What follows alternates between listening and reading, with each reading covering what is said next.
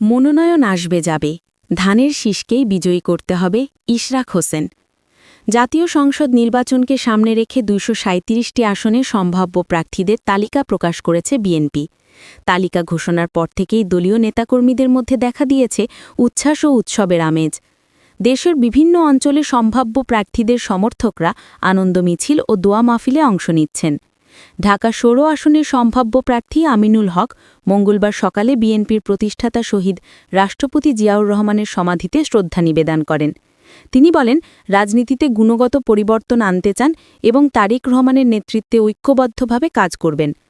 এদিকে ঢাকার সাবেক মেয়র বীর মুক্তিযোদ্ধা সাদেক হোসেন খোকার ষষ্ঠ মৃত্যুবার্ষিকী উপলক্ষে আয়োজিত দোয়া মাহফিলে বিএনপির ঢাকা ৬ আসনের সম্ভাব্য প্রার্থী ইশরাক হোসেন বলেন, মনোনয়ন আসবে যাবে, কিন্তু ধানের শীষের প্রার্থীদের বিজয়ী করতেই হবে। তিনি নেতাকর্মীদের উদ্দেশ্যে বলেন, দল যাকেই মনোনয়ন দিক বা না দিক, আমাদের প্রস্তুতি থাকতে হবে ধানের শীষের বিজয় নিশ্চিত করতে।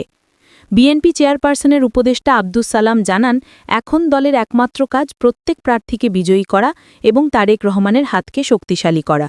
দলের স্থায়ী কমিটির সদস্য মির্জা আব্বাস বলেন, দলীয় কর্মীরা ঐক্যবদ্ধ থাকলে বিএনপির বিজয় নিশ্চিত।